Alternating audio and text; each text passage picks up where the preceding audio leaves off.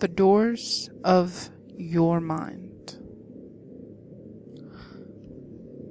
The author states that it's pretty simple, and that it's nowhere near as hardcore as the Three Kings, which they say they would never actually do themselves. It requires little. Only a friend, a pillow, and a quiet room. It is as follows. You have to dim the lights, light a few candles, anything to put you into a nice, meditative state. You need to be relaxed and to be able to have a free mind. This is most important for this to work. The author recommends putting on some comfy clothes and, again, relaxing. They state that the only useful door to your mind is an open one. The next step. Lay your head in your partner's lap. They suggest a pillow here. Make sure your head is facing up. Your friend will need to rub both of your temples in slow, circular motions. Like a massage. It needs to be relaxing. Again, that is the key. Make sure that your friend is keeping a steady tempo. Has everything to do about getting into a trance or a meditative state. Third, your friend will be playing the role of a guide, so to speak. Your mind, or imagination, will be doing all of the work.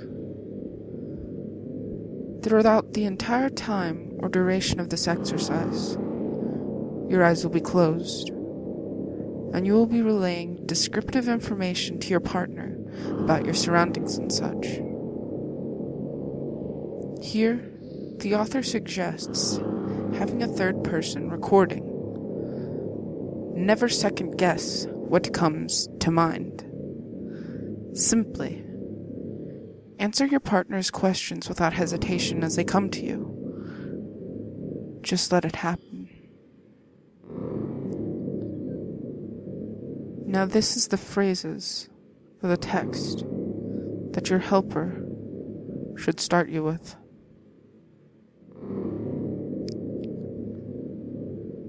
You are at one end of a very long corridor. There are numerous doors on both sides of this corridor, spanning the entire length. Now,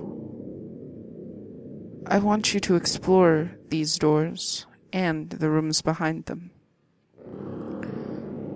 Describe to me what you can see, hear, touch, and feel with great detail. And from there, the exploration is up to your mind.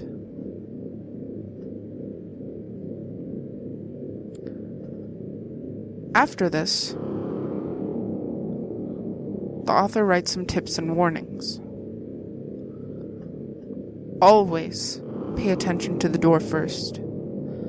This will give you a clue as to what waits for you inside. Note door handles, any imperfections, unusual color, shape, size. Also, the temperature of the door handle may or may not be important. They then warn against clocks. If you go into a room full of clocks, leave immediately. Or at least try to.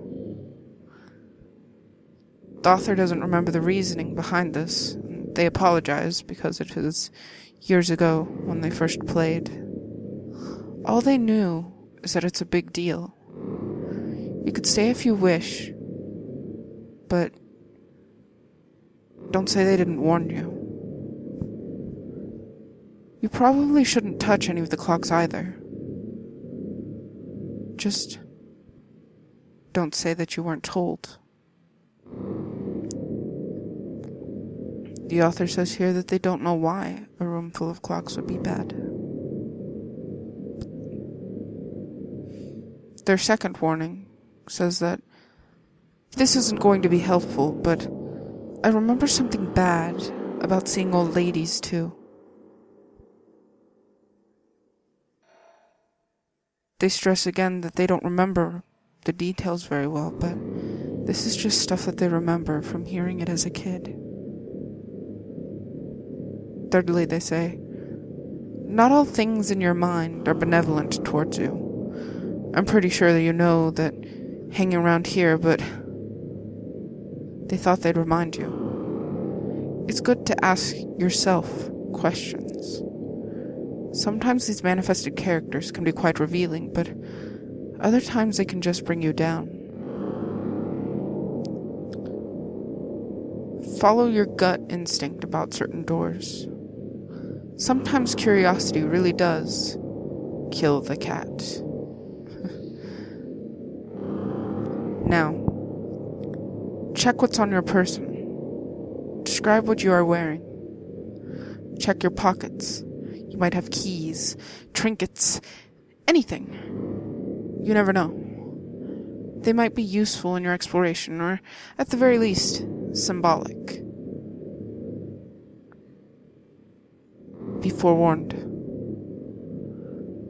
The author states that they have experienced the inability to remove themselves from this dream-like state. During one of their door sessions, a character locked them in a room, and their sister had to shake them violently to awaken them. Now, happy exploring.